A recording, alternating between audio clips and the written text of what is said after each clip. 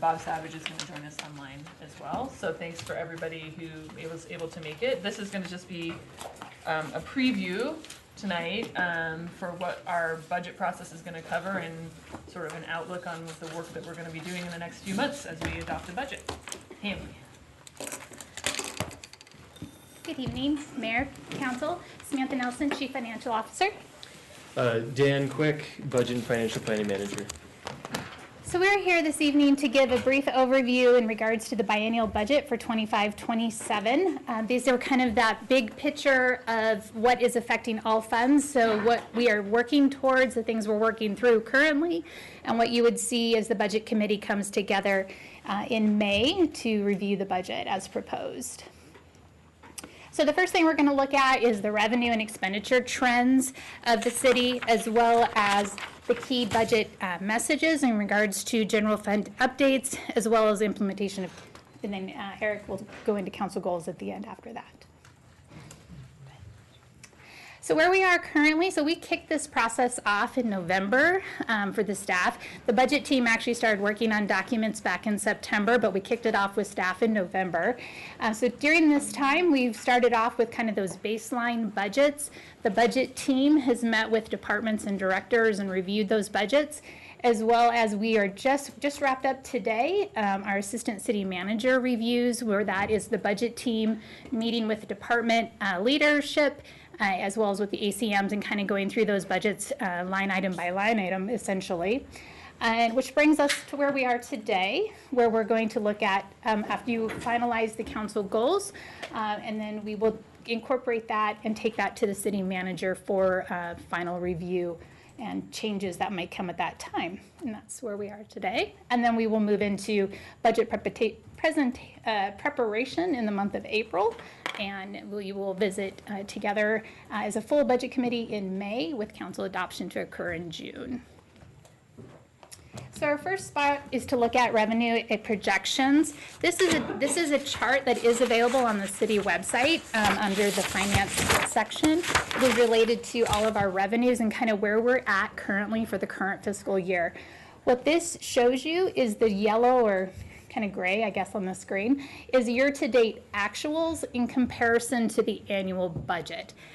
We have several of these items that are on track, such as property tax, surprisingly highway gas tax, as well as our building and engineering departments. Those revenues are coming in as we kind of projected them to come in.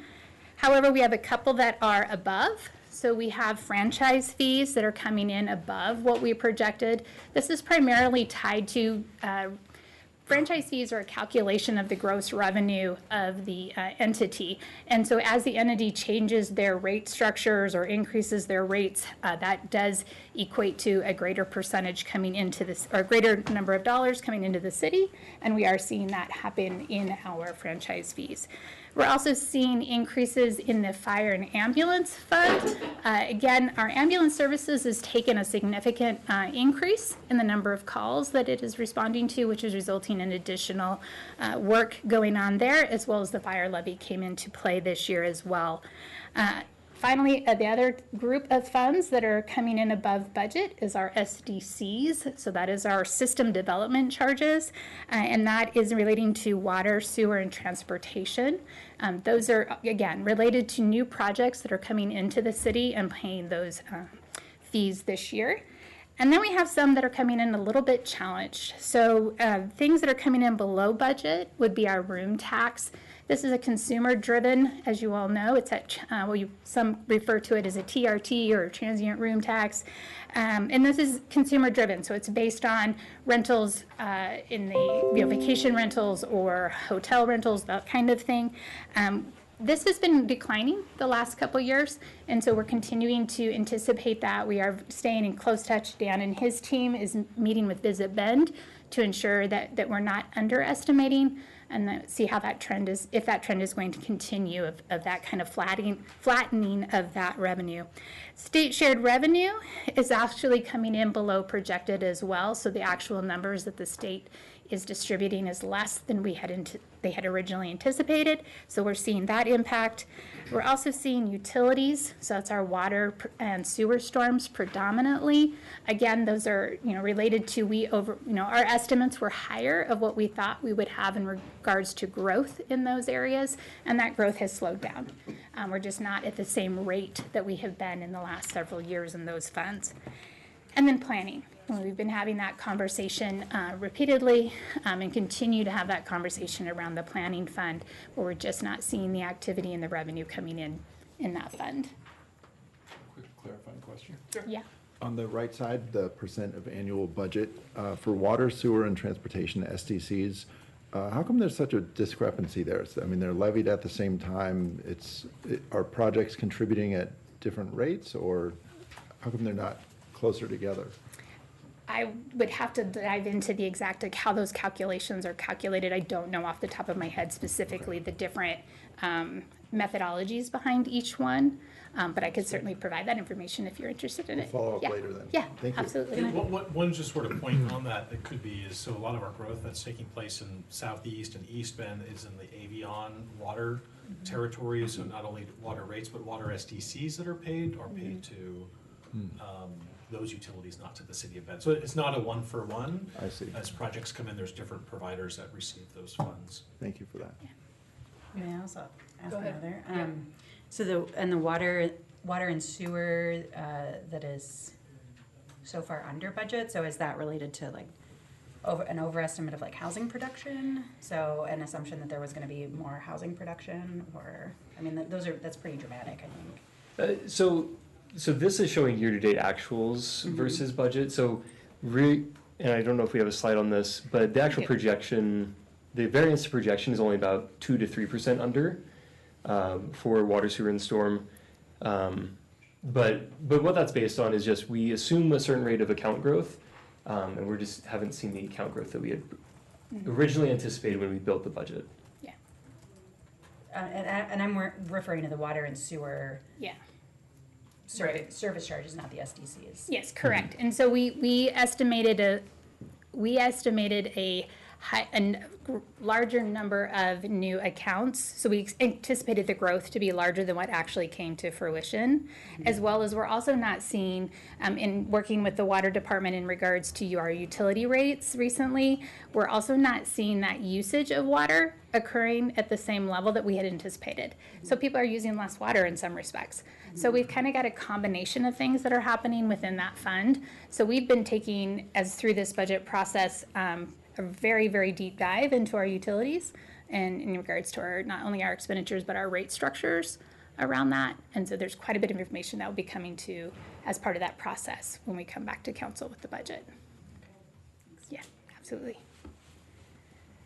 Okay, so across the board, we have several significant revenue pressures that are impacting what we're doing within all of our funds. So as we talk about, we have this revenue growth forecast that has just slowed down. It's not to say that the city of Bend is not continuing to grow. It is. We are still growing. It's just that we are not growing at the same pace that we have grown the last few years. So it feels odd to us in some respects because we are seeing this slowdown, which we did not anticipate, but it is what we're dealing with, and that's hitting across the funds. We're also seeing, and that would be primarily like in property tax, and just any of those kind of revenue generated, those activity generated things that we do.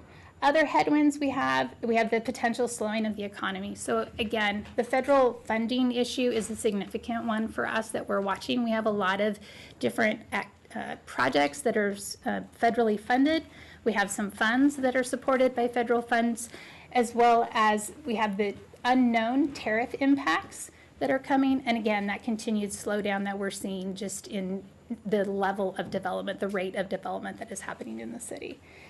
Additionally, we have American Rescue Plan Act, or what we've referred to as ARPA funds. Those funds are fully committed, and in the last few years, particularly within the general fund, there was a ability to use some of those funds to help offset some of our public safety personnel expenses, and we don't have that going into this next biennium. So we do not, some of the other programs that ARPA has been able to support the last few years, we don't have those funds, so we're absorbing those costs into other activity revenue streams. So overall, for our revenue, it's a little difficult to predict how the current economic trends are going to impact us at the end of the day. So we are making our best educated guess, reaching out to a lot of professionals that dive deep into this information, whether it's the tax assessor, the state, all of those kind of things, and making our best guess. But we are at risk if some of those impacts from the federal level trickle down to us. Yeah, and I just, before we move on, want to make the point for people watching that this, for me, will be a really important thing to think about with our budget, because we sort of listed some things here. If the economy slows down, if unemployment is up, if there are tariffs or fees, we're paying those on our own costs and materials and everything.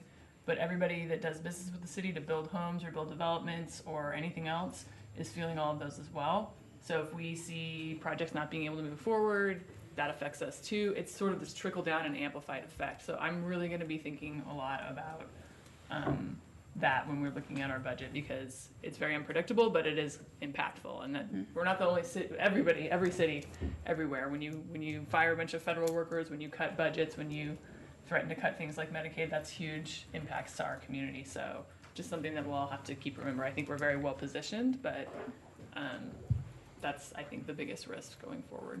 So. Absolutely. So on the expense side, the things that are hitting all of the funds in regards to our healthcare premiums. So this would be healthcare for our employees. We were notified by them to anticipate at minimum of a 20% increase in our healthcare. So that is several millions of dollars of an impact across the organization. Again, we're working on that to see if we can bring those down, but that is what we were told to estimate, and so that's what we are forecasting at this time. Our insurance premiums, so this is in relation to property, liability, all of those kind of things we do as a city. We were told to anticipate 12% increases in those as well. Our public employees retirement system rate increases are going up as well. So it's individually it can anywhere from 4 to 5% as an overall rate, but what that rate equates to as a percentage of that particular payroll is actually higher. So that is very impactful to us as well. Again, as the Mayor mentioned, in regards to materials and services expenses, everything, as we all see in our own lives, personal lives, things just cost more. And so that is trickling down to us, in our contracts with vendors and different things. So we are seeing increases there. The cost of debt issuance, we have a lot of projects. We have a GEO bond still to complete, and we have several other projects within the water and stormwater funds that are intended to be funded through debt issuance, and we typically have utilized a tax exempt bond structure in order to do that. That is under threat at the federal level at this time. It's not been 100% ruled out, and there's a lot of discussion still to happen, but should that occur, that will have an impact because our debt will cost more for us to issue, which leaves less availability to actually fund the total cost of a project. On top of that, we're also seeing our interest rates in regards to our debt issuance is going up. So if you recall, a couple years ago, we came to you with full faith and credit obligation approval, and that was about 4 to 5% or 5 to 6% the last couple of years. This year, when we brought that to you, we were instructed to bring a 6 to 7% by our bond counsel. So again, that's taking away additional resources that we would typically put toward a project. So that begins to have an impact as we move into this next biennium. And again, we're not seeing any relief in the immediate term for any of these pressures that are hitting all of our funds. So it's kind of that perfect storm with a low, slowed down rate of revenue at a time when our expenses are continuing to escalate. Just to add to that point, so that framework budget that was passed by the House last week did include moving away from tax exempt bonds for local communities. So if that holds, that is a big game changer. I know we've talked about potentially leveraging the city's bonding capacity. That would not be feasible because it would be the same rate that you get in the private market. So that's something we're pretty concerned about because it did pass one chamber, and we'll keep tabs and share the results of that with you. Okay, so one of our directions we gave staff, I know I'm full of good news, sorry. So our direction, because of our constrained budget, is that we did give staff kind of the direction that we were gonna do limited ads this year. We just don't have capacity to do that. So this is just to show that, you know, if you're looking at our percentages across for different types of services, this is our history of our FTE. It kind of aligns with as our population has grown as well. So we're currently at 815.6 at full-time equivalent employees. There's more bodies than that would equate to, but that's what the grand total is. So just wanted to kind of share that with you. That's where we're at currently. We're not anticipating that to go, you know, more than probably, I think we were 8 to 13, depending on, several of those are grant-funded type positions as well. So not always a direct impact. Okay, key budget messages. So in the general fund, we've made some general assumptions, and we continued, Dan and his team continue to revisit these almost monthly as we get new information, because we don't, general fund is obviously very constrained. When you talk about our largest source of revenue there is property tax. And so we, in the current year, only experienced a 4.8% growth in our assessed value for the city of Bend, according to the county. And so we are projecting only a 4.5% growth. And that's in communications of looking at different things that might be coming in onto our tax base. So we're feeling pretty confident that we will be at that 4.5%, unfortunately. Historically, we'll get to another slide. You'll see that we have traditionally, the last several years, been about over 5 or 5.3, 5.6. So we've been higher. So this is a new experience for us to be this low. Again, room tax revenues, we're holding flat because the last 2 fiscal years, we've seen that decline. So we're holding that for 25-27. Our franchise fees, we've seen this big bump, but again, when we looked back and dove into these numbers, this is primarily tied to the rate increases related to electricity and gas.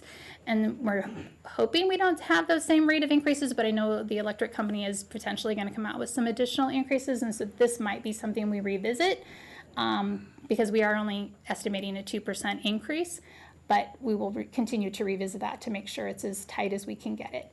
And again, the state shared revenues, as we referenced earlier. The big one in this is the liquor tax has went down $1.69 per capita. So for us, that equates to about $175,000. So it's pretty significant for us in regards to that. Can I ask a Yeah, of course. question? Sure.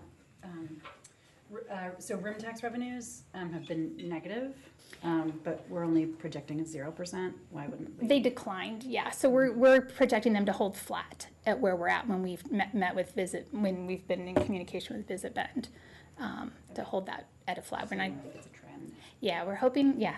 I think they're kind of hoping that we're not going to go any further down, but hold steady We had flat. a good January, we just looked at January numbers, Yeah. so I think this snow year has been better. So. Yeah, and our big jump usually when we look at our year to date is when we start to get to like June, July. So those, you know, we tend to see if that's going to be an indicator to maybe sometimes close that gap for us as well. Yeah. So yeah. Our fire season is earlier though nowadays. So yeah, that kind So- of has impact, I'm sure. Yeah. Thank you. Yeah, absolutely.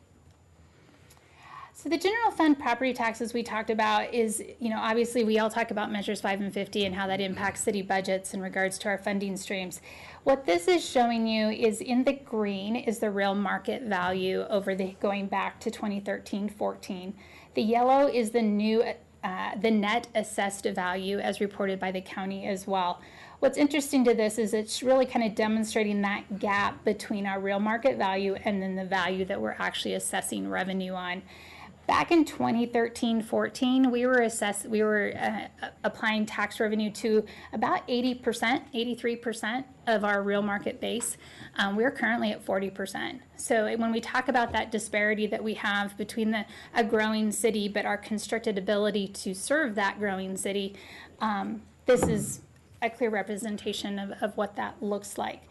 On the right-hand side is a similar information, but looking at that year-over-year change in regards to real market value versus a net assessed value. So again, a net assessed value is constrained by measures 5 and 50 in regards to what that can be. But that does demonstrate, again, you can see how in 24-25 we're at 4.8. But the last 5 years, we've been over, more than that. We've been over 5-6%. So again, this is a real big change for us to experience here as a city.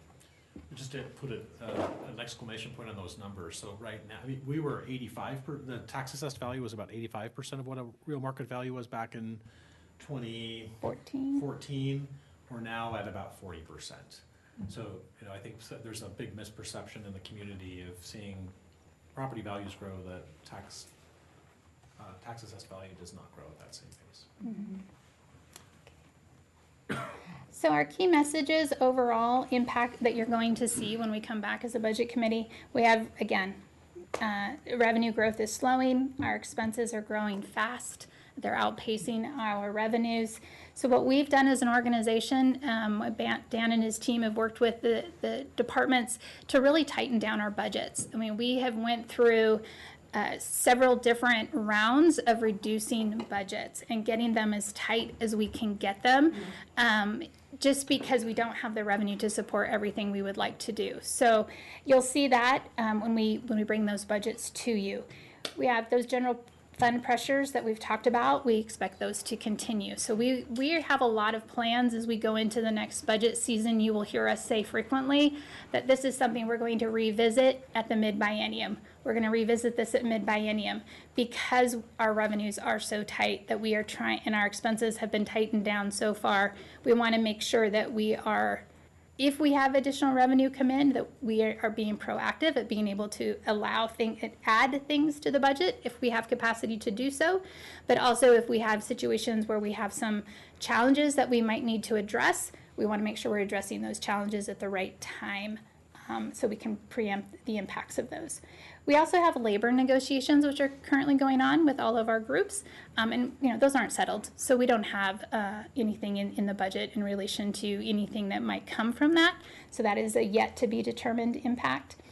The other thing you're going to see in the budget, and it will be something that people notice, is our transfers related to what we call overhead, but that is relating to essential services and all different kinds of things. But tied into that is our Public Works campus. And our Public Works campus is, we're going to take occupancy in 2025.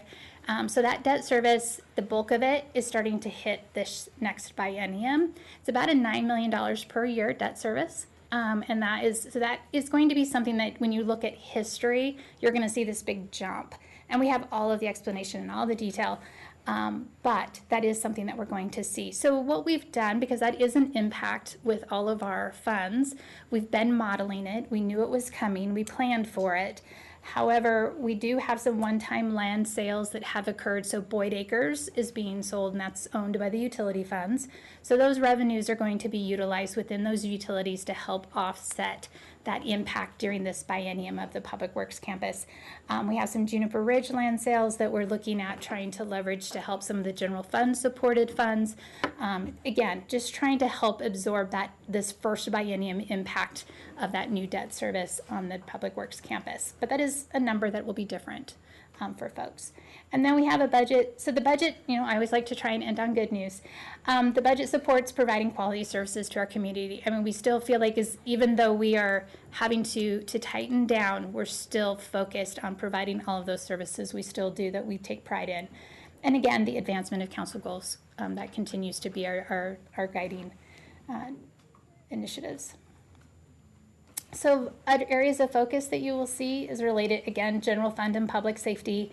As revenue growth in the general fund continues to be constrained, and expenses continue to grow, we're finding that public safety needs to take on a larger portion of what's available within the general fund, and that begins to be a challenge to provide the services we need to provide. So again, that's an area of focus for us. Community development, again, we're talking about that rate of development slowing, but what that's resulting in specifically in relation to planning is it may need some general fund subsidy support. So that's something we're evaluating as well as we go through this process of what that looks like. And again, there's that trickle-down effect within planning, right? Because people are planning, which then goes to engineering, which then goes to permitting, which goes to a lot of other things. So it begins to have a trickle-down. So that's something, again, that we are monitoring. We meet every month on our budget to actuals as we try to keep track of where these things are, and that will be one that we continue to monitor.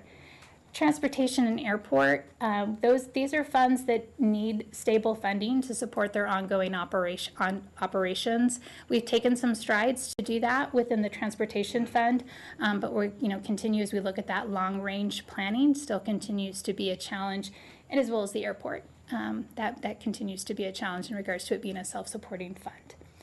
Utilities and construction, again, rising cost of construction are just having those impacts. Projects that we originally anticipated at $1 value are coming in at a higher dollar value, and how the tariffs and everything else may impact that continue to be something that we are going to have to monitor. And again, cost of debt, because this is where the debt typically is focused to support. And then our grants and federal funded programs. So, as we've talked about, we know that there's federal level directives that are going to impact us directly. So we have things such as our GMT revenue that is coming from the state. We have federal grants. We have things that come to us directly from the feds. But what we also are concerned about are some of those partnerships that we have with folks that also have federal funding. And so if they are having challenges in their situation and they're partners with us, for example, Forest Service helps us with our watershed and keeping it clean and safe and all the things, well, that might be something that they're not able to provide going forward. So there's some impacts that are still yet to be determined that we don't know. So we're keeping an eye on that. So we continue to have that. All right, so all the good news.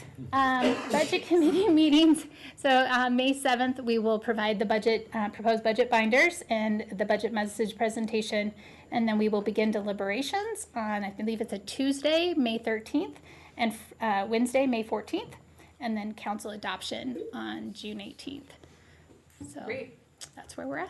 Thank you for the overview. And again, for those watching, we're not making any decisions tonight. We are going to have a budget officially presented to us next month. So this was just to give the preview and the outlook and some of the sort of narratives of what we're going to be dealing with our budget committee this cycle. So folks, especially our committee members, if things, ideas, questions came to you during this, please keep those in mind, and let's make sure those are part of the discussion going forward as we move through the process. Okay. I have a couple of things. Sure. If I may. Of course.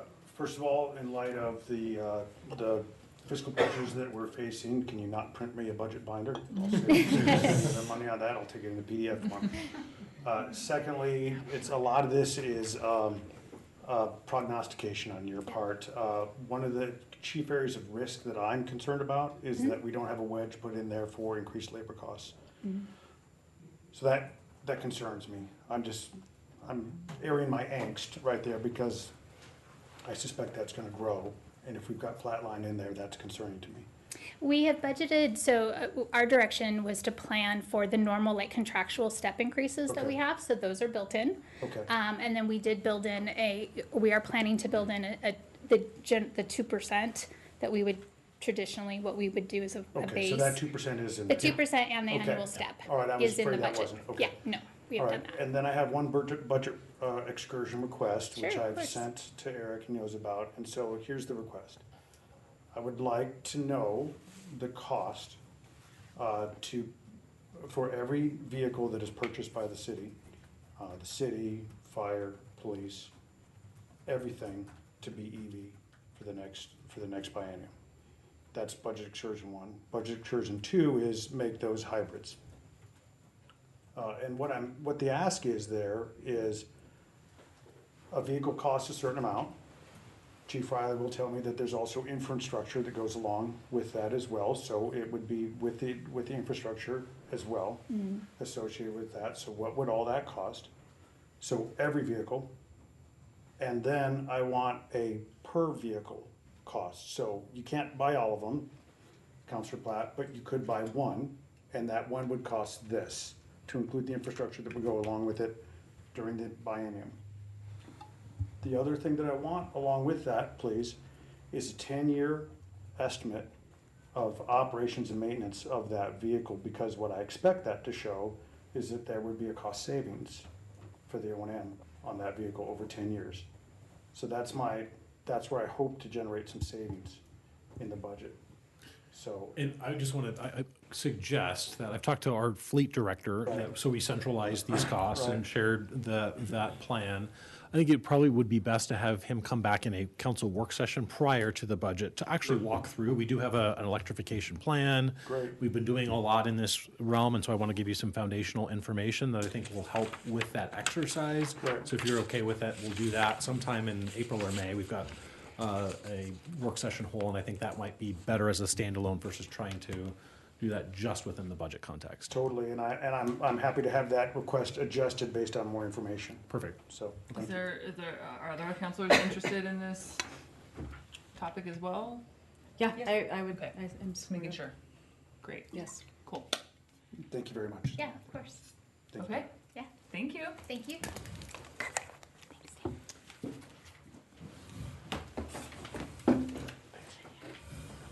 All right, next we are gonna talk about an initial look at our council goals framework. Right, I'm gonna cover this item. We're gonna do kind of a workshop, so I'm actually gonna pull up the document that I had sent to you via email, a few versions. There's been an initial version last week, and then I've just sent something out this afternoon. Both of those versions are posted to the packet for transparency, but I wanna provide a little bit of context before we dive into editing that document. So let me pull this up. Just a few slides to get through. Just a reminder, today we are at pretty high level. We're down from that 30,000 to the 20,000 feet. We have draft guiding principles that I sent. We're also passing hard copies around for you. We have the budget now, the framework, which is defined into these 6 areas. So it really was a goal refinement process. So we went from the 5 goals to adding a 6th goal around economic prosperity. There's some word changes with climate resiliency, and then also just simplifying housing. But that is the framework that we have built strategies and actions from, which we will walk through today. Our intent is to not stop today, but to keep going further and to talk about metrics and timelines and sequencing. That is in the next phase, and I'll talk a little bit more about that in the next few slides. But today really is I would want to spend most of our time actually looking at that framework document, making sure that we've got the big rocks. We can continue to wordsmith it. We are intending to bring that back for a vote on at your March 19th council meeting.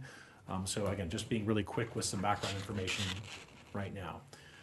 Just a reminder, it's about a 6-month process from start to finish. We started this really before the turn of the calendar year, and a lot of engagement. And I think we keep iterating every cycle, do a little bit more. So we didn't just do roundtables. We went out to community. We did pop-up events. We did in addition to the surveys and the work that the leadership team does, and all of the inputs that led to that retreat you had on February 3rd and 4th.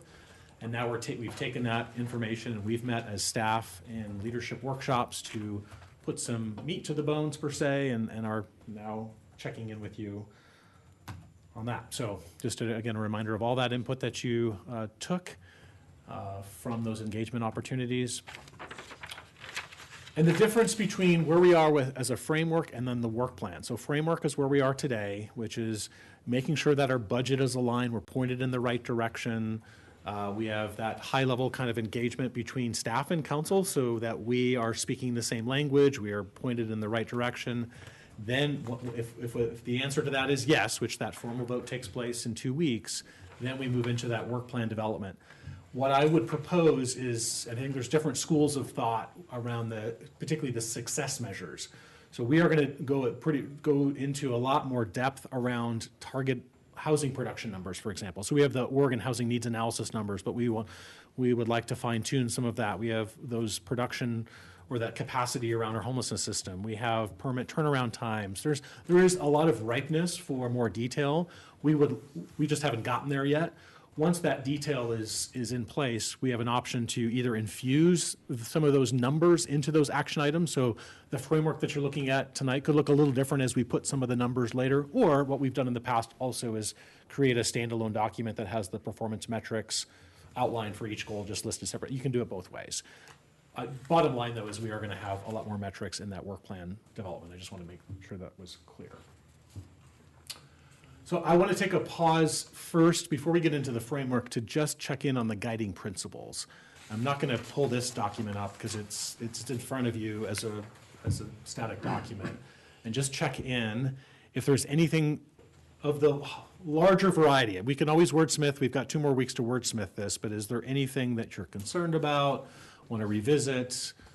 So I might look to the mayor just to help facilitate Sure. that discussion. Yeah, there's just a couple of wordsmiths that have gone on here, but these were what came out of our meeting in February. So if anyone has any, anything to add, I still think that they are good and they reflect, some really good principles that kind of overlay all the rest of the goals. And has this also been through staff or just the framework? More the framework, the Okay. guiding principles are really more at that council level. Okay. It has my inputs. I'm happy. Your word changes, yeah. The Okay. 2 blue words. Okay, well, why don't we move to the framework, and then if something comes up or and we have time at the end, we can come back to these, but it didn't sound like there was much to change there, so. And before I pull up the document and we'll talk about the changes that have been proposed to date, I just want to do another pause. Are we okay with the 6 goal areas? I know 2 years ago we had a lot of debate and we ended up creating the kind of environment and climate goal as a standalone. Well, before we just get into the details, are we at that high level okay with these 6 areas? Yes, okay. Yep. All right, and then before I pull up the document, just a point going back to Samantha's conversation around the budget. We are adjusting the budget as kind of our phase 2. We have our baseline budgets that we incorporated, and then we've layered on the information from council goals. So I wanted just to share the impact. So there was a lot of talk, both in the public safety goal as well as the climate resiliency goal around wildfire preparedness. So there's some planning that we're doing as well as just community preparedness work that we're doing. In order to help advance that work, we are going to be requesting an additional FTE within our fire department to help really more of a train-the-trainer model to work within our neighborhood district system to get more assessments done. And so there was some staffing implications, so that is one. And then there's really 3, the community engagement, economic development, and what is called CCAP, that's the Community Climate Action Plan. All 3 of those initiatives, we are taking an alternative delivery model. Instead of staffing up, we are taking more of a partnership approach. So in all 3 of those realms, we are taking existing resources and putting them out for bid through an RFP process to engage community partners, to help with our outreach and education for climate, to help with our economic development efforts, and to have more of a stable of partners to help achieve that work.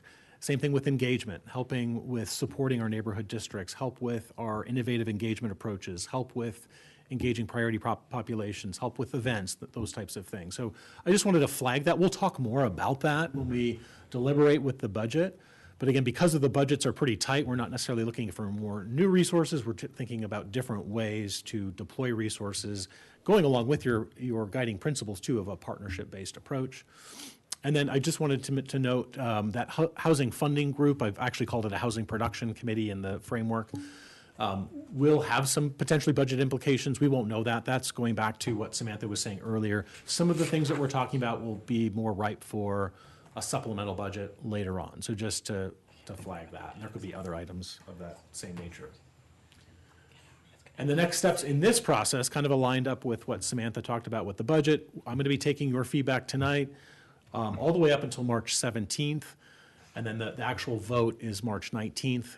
I will continue to if you have comments, we can talk about them collectively. I prefer to do that. But if there's wordsmithing things, send them directly to me. I will then explain that to the full council. So we're okay with those edits. And we can do that up at the next meeting as well. And then we move into that work plan phase. My commitment is to have another work session on April 16th. We'll be sharing, and the big focus of that will be those metrics that I talked about. How do we infuse those metrics, that data into those action items? And then we will present the budget, those budget deliberations that happen in May. A big focus of that will be the council goals and how we're implementing those goals. And then everything will be tied together and formalized and adopted with the budget in June. Okay, so I'm going to stop sharing this and then pull up the document. Oops.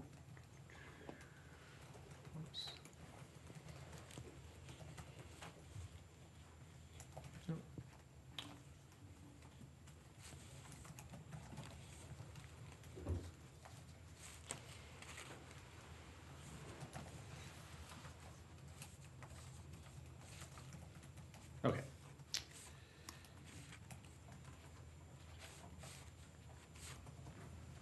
here we go. This is where it gets a little messy. So I'm gonna go up to the top here. We're just gonna go one by one. We've got about 20 minutes to kind of go through this top to bottom. Yeah, and we're gonna workshop a little bit, but we don't need to wordsmith everything, and we do have time to, again, give Eric additional feedback and then adopt a final framework in the next time we Right. talk about this, so. So just want to explain some of these. So in the housing goal, so look at the goal statement, then the strategies, and then the action. So starting at the kind of the highest level with the goal statement, I think actually the council had worked this pretty well at the retreat, so we kept it well, a minor kind of wordsmithing issue. On the strategies, I did want to point out, we did add a strategy. So at the workshop in February, we just had two, one around housing based on community needs. We added housing production, just a little more clarity and oomph on that strategy. We added, the one that we did add was around houselessness. We had kind of meshed it with housing production, but it really, there's a lot of debate and felt it was better as a standalone strategy. And then again, keeping the accelerate complete neighborhood strategy you all talked about. So I'm going to try to stay at that high level and pause after each. So pausing at the goal statement and the strategies. Any questions, concerns around that before we get into the actions? Well, Eric, I'm just gonna make my blanket comment right here, because you and I have back and forth on email a little bit. I'm more of a, I would love to see a number put in here as the goal, and you've alluded to that Yeah. tonight, but I would love to see that. And then the metrics would tell us how we would get to that number, but I'd love us to throw down with a number in this document as often as Did that possible. before. And, Yeah. and so I think that would be helpful direction just to get a nod of heads, because I think we'll strive towards that in that work Not plan everything, phase. it doesn't work for everything. everything. Yeah. And again, yeah, like with you. referring to the ONA number. We Exactly. don't wanna put every number in there, but No. we're referring to a number, but there may be some other places where numbers can be explicit, and I'm fine with that. Yeah, like That's- houseless capacity, number, Right. like this Yeah. number. Okay, we will Thank do you very that. much. Again, strategy, any other concerns with the strategy language? Okay, I'm just going to keep moving on the action items for the first. So we did make that reference to ONA. We've just reworded it, but that first bullet point is the formation of that committee to really look at our incentives that we have, our programs that we have in place, and then what's the gap? Knowing that we've got to have this goal, how do we fill in that gap with additional strategies? And I think we still need to talk. We'd like to actually begin that conversation in May with council prior to this starting and really start scoping that committee out and determining, do we want to take our Affordable Housing Advisory Committee? We've been talking about kind of rebranding that as the Housing Production Committee and being a little broader, maybe having that group be the baseline. And so it's not just an ad hoc group. It could be that's the group that helps to look at that exercise or dive deep into that? Or do we have a separate ad hoc group, or do we have something in between or hybrid? We'll talk more about that in May, but that's really where a big piece of that work. Second one is around the data needed to make more real-time decisions. I know there's always frustration. We look at CoStar or with these very kind of blunt data tools that we have access to, but we want to go deeper so we can do more real market or get more real-time data to make adjustments as needed. And then that third one, there's a lot of confusion around the third one, so just to be clear, that is around, we've done a lot around housing, particularly with ADUs and setbacks. We're going to do more. We're going to do this unlocking infill piece too. So the more that we sit up here on the dais and we tinker with our codes, but we don't necessarily do a great job of then sharing that out in the community for folks that might be interested in adding a unit or taking advantage of, or they own a small piece of land and they want to do infill and middle housing. So how do we enhance some of that outreach efforts?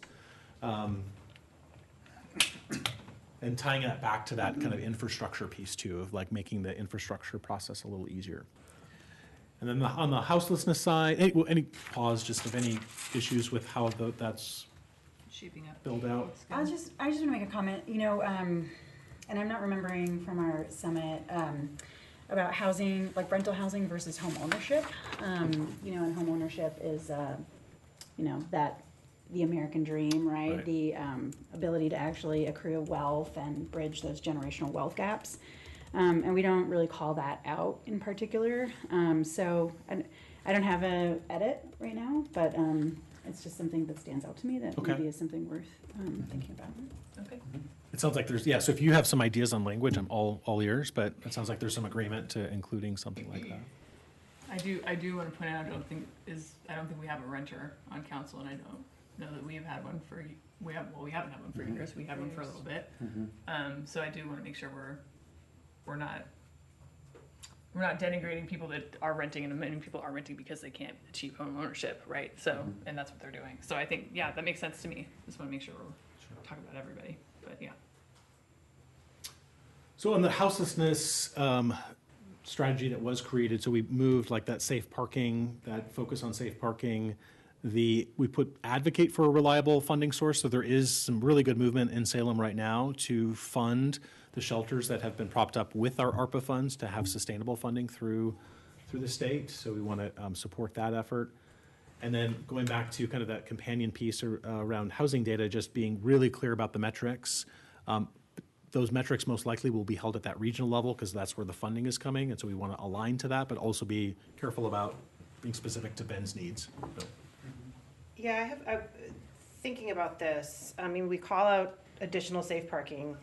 We talk about ongoing funding for the things that we already have. But when we get to the third, which is set goals and metrics for reducing homelessness, I know that there is a shift to be doing that at the regional level, but if we're setting a goal, but we don't have a plan ourselves in the city, so I think there's just a little bit of like strategy there that's kind of missing, I try to put, I said meets the needs in Bend while. Yeah. So I'm totally open to further refining that, but I think that was the intent, is to not get so caught up into that, but also have something specific for Bend. But if there's some better language. I think some of the point is like we could set a goal, but if most of the activity is happening at a regional level and we don't influence, we don't control exactly. that. Just concerned about how do we meet that goal? So maybe just a little bit of work on the way that we want to participate and advocate and be a voice and advocate for our needs to be met, but understanding that maybe that's going to be happening at the state more regionally. Yeah. Yep. All right, and then the Accelerate Complete Neighborhoods, kind of the feature there is that 20-year growth plan that we've been talking about. I might change this to say adopt elements of the growth plan, because it's a 4-year process. We're not going to get it all done in the biennium, just to be clear. There's some key inputs foundational inputs like the EO, the economic opportunity analysis, housing needs analysis, things like that will be in the biennium. So being more specific there, that's not reflected yet. I actually just included the form-based code in the growth plan because it's such a key feature as part of that. It's the comp plan. Whoops. And then the language around just continued development code and entitlement process improvements. So we're actually going to get a little more specific here about the headlines of those development code updates, and I'd like to include that in that language. We're just still working on some of that. So that will probably change a little bit. Moving on to transportation and infrastructure. Any concerns with the goal statement? There really wasn't any changes with the strategies as you all had proposed them, so I'm not going to go over them because I think they were pretty good. And I'll just keep moving just to keep us on track here. And then just some word changes on some of the action items. And adding traffic flow and reliability on the solutions, on the enhancing safety and accessibility for all modes of travel. And then just clarifying design standards and specifications, which we are going to start tackling with this council in April. So we're kind of starting to build up towards that. So some of this work, even though it's in our 2-year plan, we're going to start to provide the on-ramp for it soon. The water, wastewater, and stormwater, no changes there. And then improve and deliver the city's transportation projects. Wordsmithing around the support for transit, and then delivering key transportation infrastructure projects. I just wanted that prioritize housing production, economic prosperity. It was just easier versus trying to list everything. I just put it under those headings because it ties back to the council goals. Again, I'm open to wordsmithing. I didn't want to lose your intent. I do think one of our key goals in the last set of goals was around the Bend Bikeway, so I don't know where we can capture that. It is something that I think is really important as far as a spine and a start for our for safety and for that network. So I don't know where. I can just do including Bend Bikeway there is fine. It could be there, maybe somewhere else, but I think it's important to continue to commit to that as we're continuing to build it. We didn't finish it last biennium, so I want to make sure that it carries through somehow. Yeah, I agree. Well, I was going to ask I mean, we've removed references to the focus on active transportation. And I think that's because we've included things like creating and implementing a pedestrian and bike master plan to address system gaps, costs, and priorities. And I guess I'm wondering, is that expected to kind of take the place of removing that specific emphasis? Because the other concern that I have is we talk about funding in sort of a general sense. Yeah. And then we specifically talk about funding when it comes to a couple of items, but we don't talk about funding for things like safety. And I'm wondering if there's room in here for something like the Neighborhood Safe Streets program, which doesn't have sustainable funding. And we don't call out here specifically, there's some sort of concerns around sustainable funding more generally, but is there a way to make sure that we're not losing sight of the focus on, I don't want to be here in 10 years and have the only option be to drive, and that will be the most costly thing, and no money for safety projects. And I totally hear that, and this is where things kind of nest. So there's like the word sustainable funding in the goal statement, there's the bike and pedestrian master plan in the other, and then there's like the project side. But again, I'm really open to, if you want to look at this and propose something that's a little more intentional or deliberate, we do say develop solutions to improve safety, traffic flow and reliability, maintenance and capital needs there. And I should have said this earlier too, these action items in and of themselves are just kind of a broad statement. There's projects that would fall under this, and again, that's part of that work plan development too. So there's opportunities to kind of dial it in Some of it there. some of it might be once we see those other bullet points, do we need to pull things into this language or should we leave it alone? I think that would be helpful, but I think that sounds good. Yeah. I was a little bit puzzled by the deliver key transportation infrastructure projects in support of housing production and economic prosperity. I would have expected something to be about either prioritizing safety and options, and I wasn't really sure how to think about transportation projects supporting housing. Well, these are your edits. So, I mean, some of you have, and some of them are not from here. I think We can all talk about I that. think, Not your, and I wasn't yeah, I referring think, to I think yours. that particular one, maybe we need just some more work, and so I think we should all just give our input Yeah. into that, Okay. one to Eric. Sounds good. Yeah, I mean, the only thing I would say about that is that with their growth, I was thinking maybe you put it in front of that meets growth where it's ensure water and wastewater, maybe you add transportation in there because we need to make sure that we're building our roads and streets as we grow. So I wouldn't want to lose sight of that. But I do definitely agree about I was looking too for the neighborhood street safety program. And so calling that out, I think that's something that the community really, we've had a lot of good feedback on that. So I would be supportive of calling that out specifically too. Okay, And then we had the stormwater. There weren't any really changes to that, the water, sewer, stormwater. And then, we already talked about that. Yeah, Moving on we're to doing economic, economic yeah. prosperity, just adding, I heard this desire to not just have a development plan, this actually came up at BDAB, is to be more visionary in economic, not just like a bunch of inputs, but be thinking a little bit bigger picture, so I've added that word and vision to that strategy. You see the goal statement there. The other strategies didn't really change much from what we talked about at the retreat. Some comments about adding Drake to Juniper. I put it there, I'm not sure it's the best place, but that is and we don't have full funding for that, just to be clear, but we are doing elements of that with the Hawthorne Bridge, and want to continue on that vision. But that is part of that BCD, the Bend Central District Catalytic Development. City Hall is wrapped up into that, but it's much more than just City Hall. It's really about that public investment to help spur private investment. And then the use of urban renewal as a tool.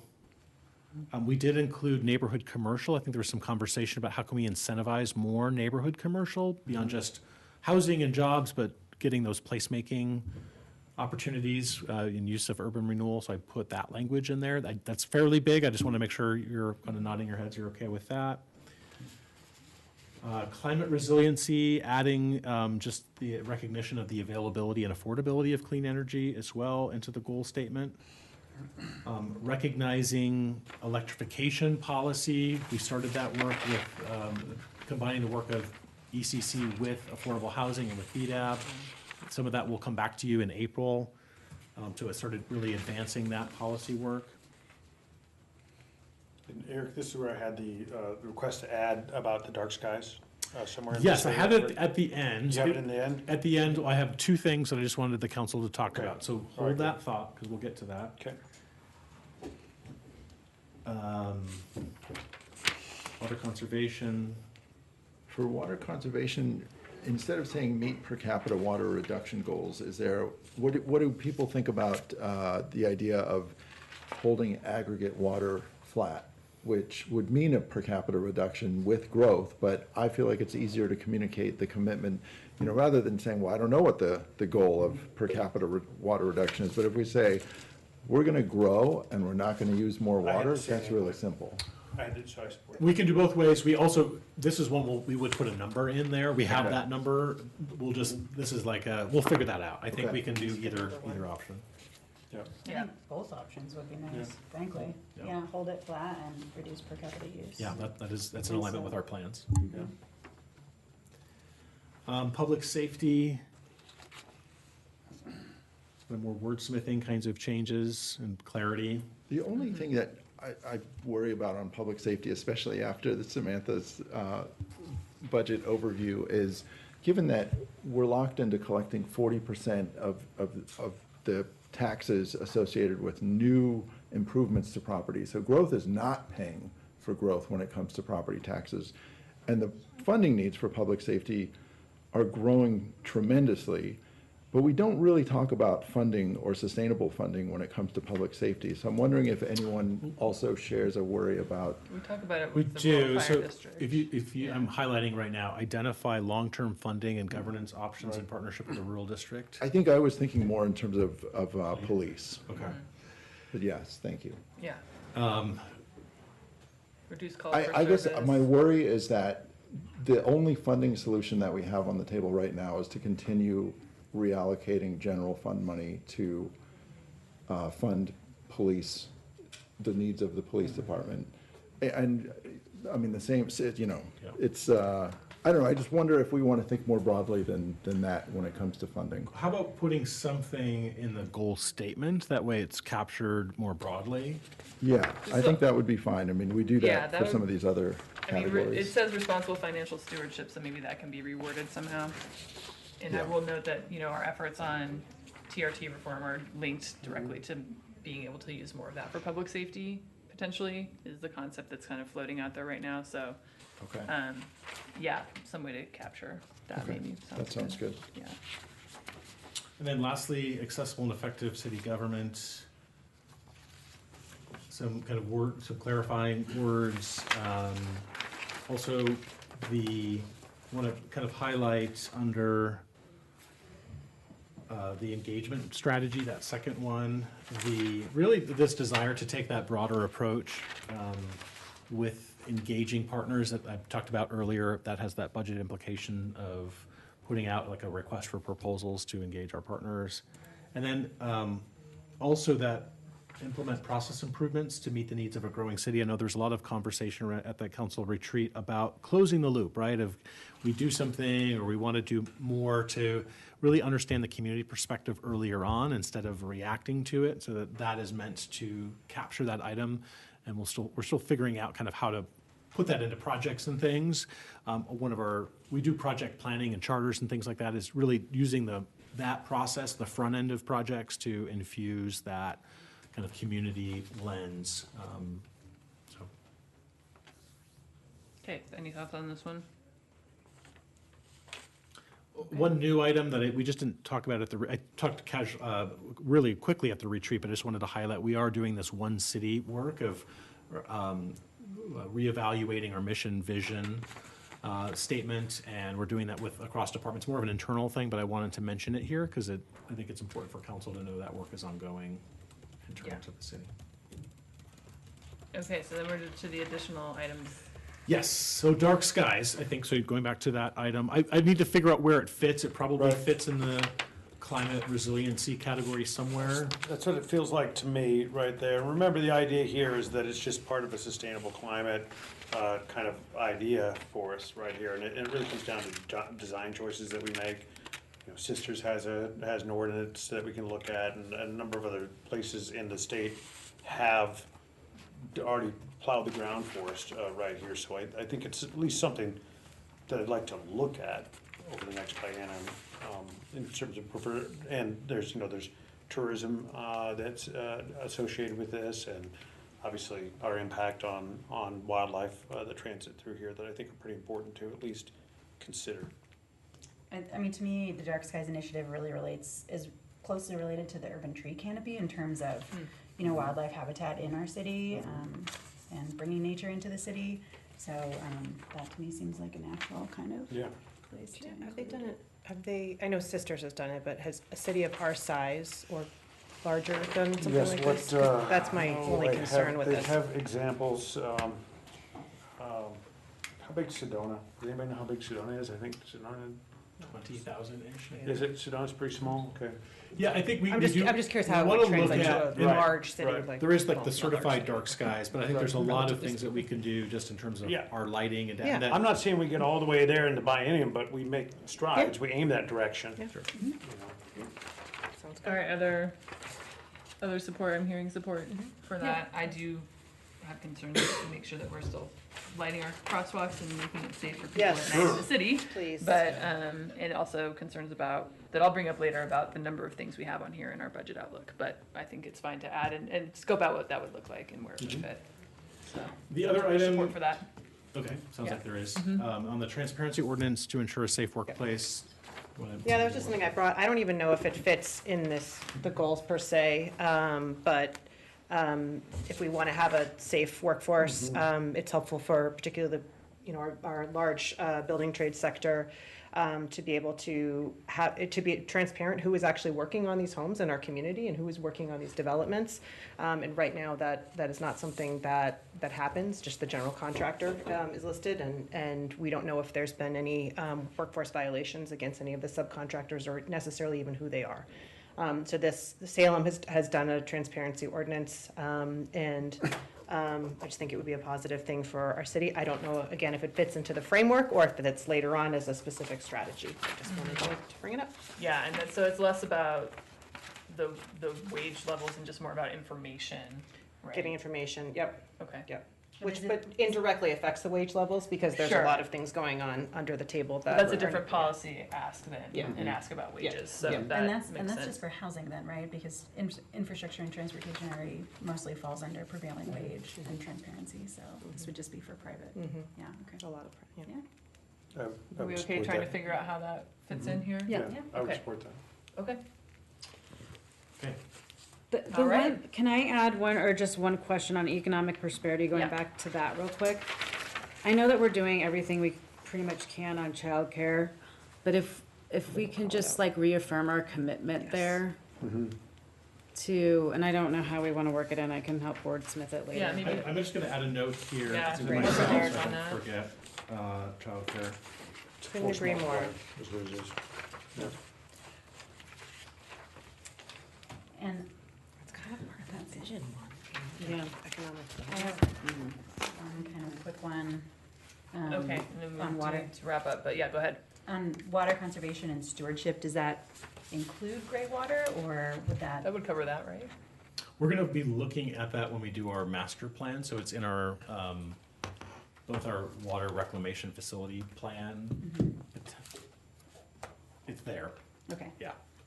Yeah. Okay, can we help It's part of make sure that environmental we know stewardship, where it yeah. is and where it shows up, yeah. and just make sure we're capturing that, Okay. okay? All right. That will do it for this part of our work session. We're gonna go into executive session now pursuant to ORS 1926602H to consult with legal counsel concerning current litigation or litigation likely to be filed, and ORS 1926602E to conduct deliberations with persons designated to negotiate real property transactions.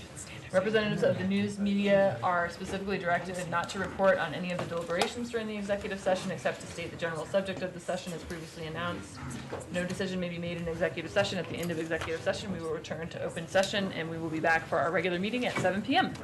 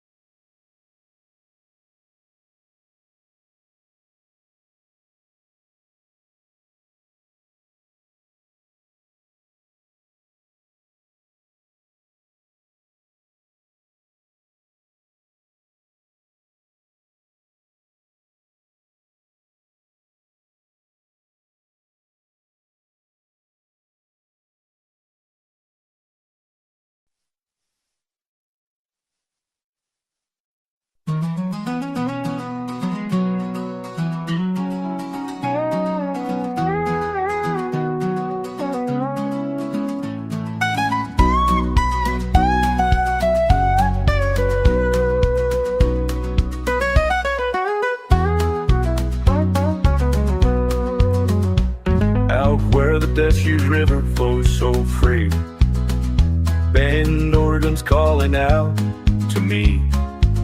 Pine trees swaying in the mountain air, a little slice of heaven beyond compare. Folks wave howdy from the pickup truck, hard work and faith, that's our luck in this high desert town. We stand tall, family and freedom, we've got it all. Bend in the road, bend in my soul, where the sagebrush blooms and the heart stays whole. Kids run wild, skies touch the stars. Live it right, praying hard, that's who we are. Oh, Bend, Oregon, you're my home sweet home. With God's good grace, I'll never roam. Sunday morning, church bells ring, voices lifting up as the choir sings. Friday nights, we cheer the team, small town pride in every dream. We fish the rivers, hike the trails, raise our young with sturdy tales. No city lights to steal our way, just honest living every day. Bend in the road, bend in my soul, where the sagebrush blooms and the heart stays whole. Kids run wild, skies touch the stars. So living right, praying hard, that's who we are. Oh, Bend, Oregon, you're my home sweet home. With God's good grace, I'll never roam. Now bachelor looms in the winter snow, a reminder of blessings that we know. We hold the line, keep value strong. In this old town, we belong. From the old mill to the cattle range, roots run deep, they'll never change. Bend in the road, bend in my soul, where the sagebrush blooms and the heart stays whole. Kids run wild, skies touch the stars. Living right, praying hard, that's who we are. Oh, Bend, Oregon, you're my home sweet home. With God's good grace, I'll never roam, yeah. Bend in the road, bend in my soul, where the sagebrush blooms and the heart stays whole. Kids run wild, skies touch the stars.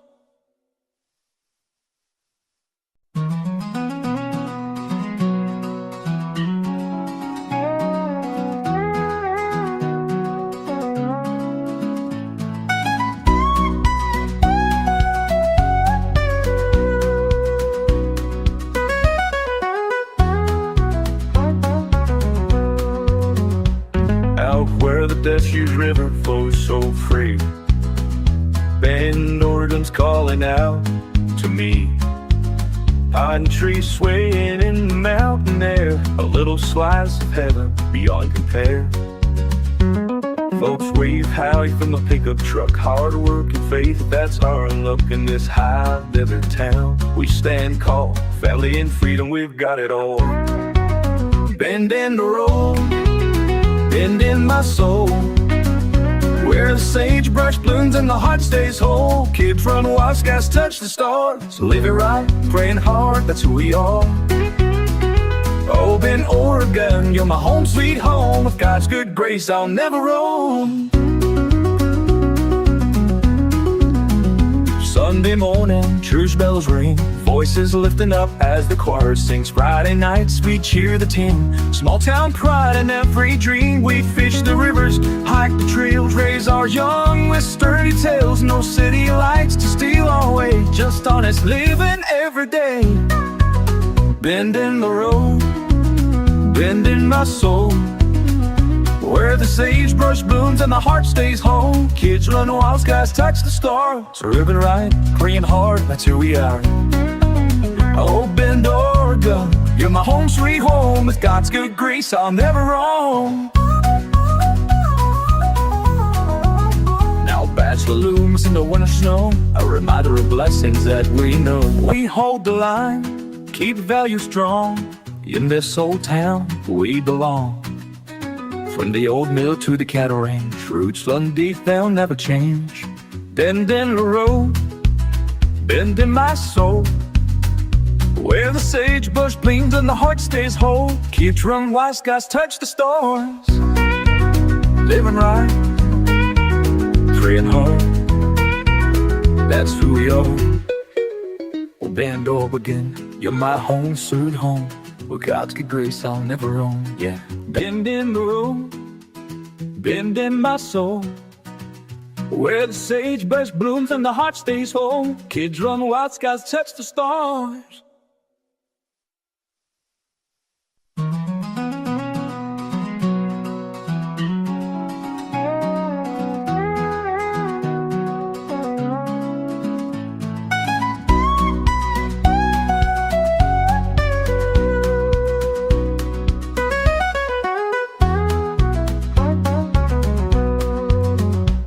Out where the Deschutes River flows so free, Bend, Oregon's calling out to me. Pine trees swaying in the mountain air, a little slice of heaven beyond compare.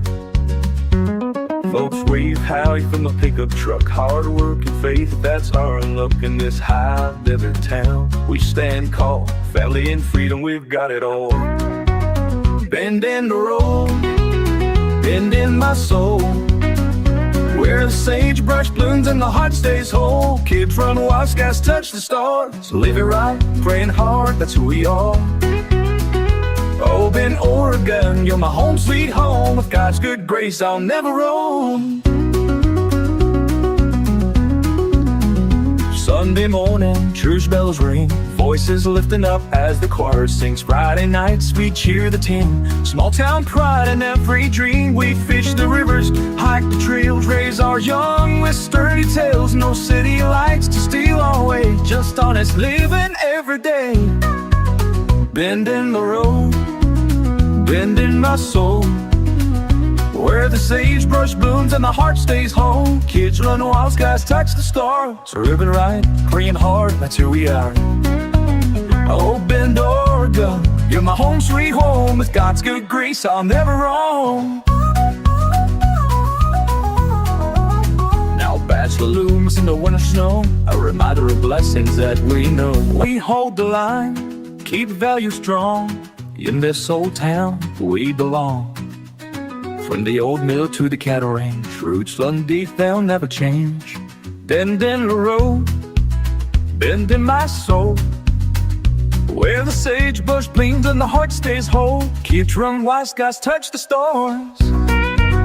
Living right, praying hard, that's who we are. Oh, Bend, Oregon, you're my home sweet home. With God's good grace, I'll never roam, yeah. Bend in the road, bend in my soul, where the sagebrush blooms and the heart stays whole. Kids run wild, skies touch the stars.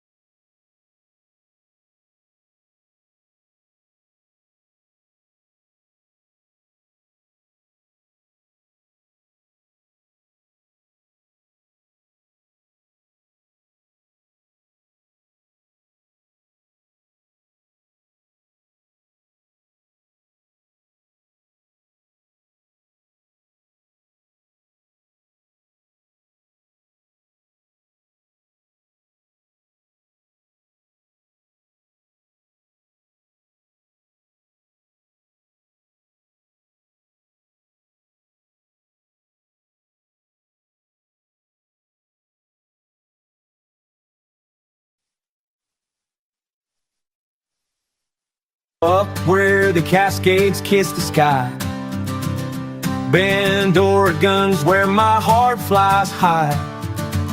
Snow-capped peaks and the morning frost, trails that whisper ain't nothing lost. Boots on the ground, my kids in tow, we chase the ridge where the wild winds blow. God's creation in every view, mountain life keeps our spirits true. Cascade calling, hear that sound, freedom's echo all around. Climbing high, faith in our stride, family strong on the mountainside. Oh, Bend, Oregon, wild and free, the Cascades are home to me. Skiing down Bachelors, how to rerun, laughter ringing in the winter sun. Summer hikes to the lava caves, stories of heroes our hearts engrave. You cast a line in a crystal stream, living out that American dream. With the Bible verse and a prayer each night, these mountains teach us wrong for right. Cascade calling, hear that sound, freedom's echo all around. Climbing high, faith in our stride, family strong on the mountainside. Oh, Bend, Oregon, wild and free, the Cascades are home to me. From Three Sisters to the Broken Top, every peak's a place to stop. We raise our flag, we stake our claim, in this wild land we pray His name. Through pine and stone, we'll always roam, these mountains call us back to home.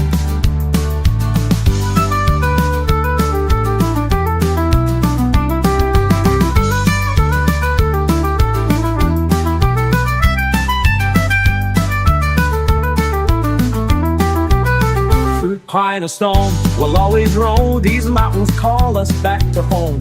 Cascade call and hear that sound, freedom's echo all around. Climbing high, faith in our stride, family strong on the mountainside. Oh, Bend, Oregon, wild and free, the Cascades are home to me. Yeah, Bend, Oregon, where the peak stands tall, a country heart answers the Cascade call, with Kim beside me.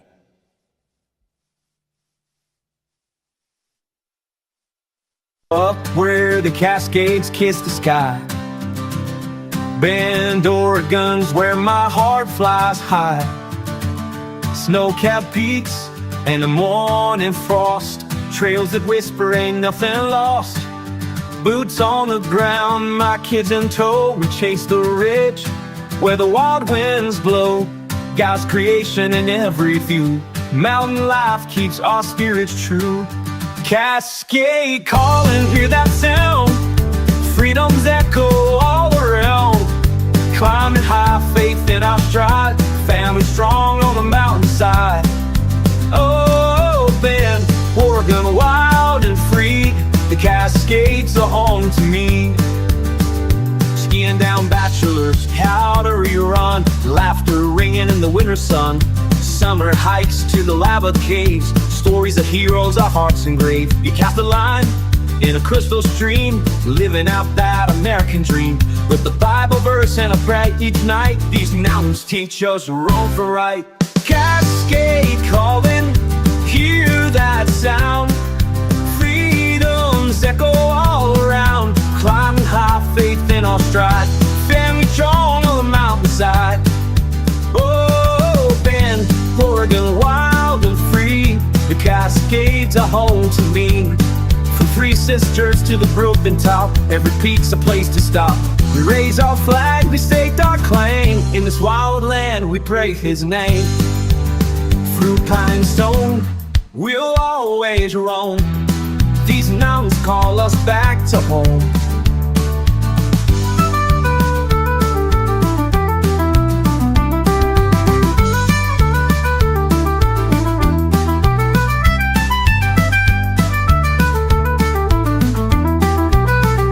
Pine or stone, we'll always roam, these mountains call us back to home. Cascade call and hear that sound, freedom's echo all around. Climbing high, faith in our stride, family strong on the mountainside. Oh, Bend, Oregon, wild and free, the Cascades are home to me. Yeah, Bend, Oregon, where the peak stand tall. A country heart answers the Cascade call. With Kim beside me.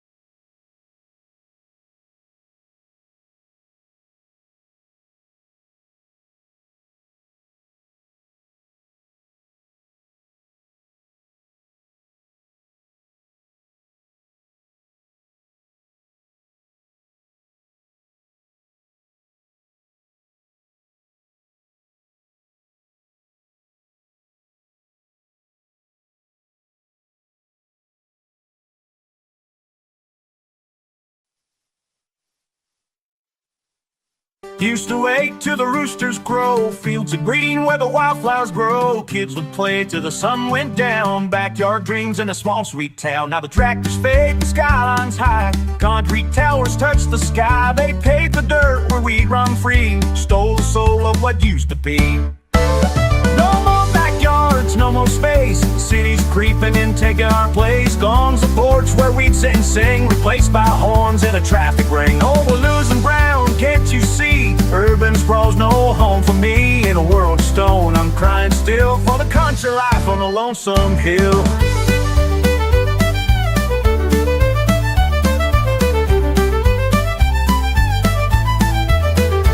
Built condos where the barn once stood, turned old crows into neighborhoods. No room for gardens, no stars to chase, just walls of gray in a crowded place. Folks don't know their neighbor's name, ain't no front porch, it's a crying shame. We traded freedom for a city glow, lost the roots we used to know. No more backyards, no more space, cities creeping in, taking our praise. Gone's the porch where we'd sit and sing, replaced by horns and a chaffing ring. Oh, we're losing ground, can't you see? Urban sprawl's no home for me. In a world of stone, I'm crying still for the country lies on Lonesome Hill.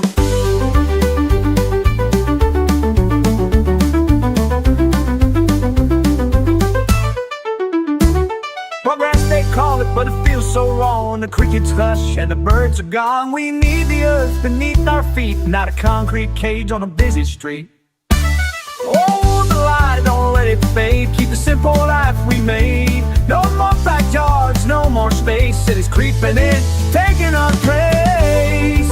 Goes a porch where we sit and sing, replaced by horns and a traffic ring. Oh, we're losing ground, can't you see? Northern sprawl's no home for me. They're wall of stone, I'm crying still for the country life on a lonesome hill. Used to wake till the roosters crow, fields of green where the wildflowers grow.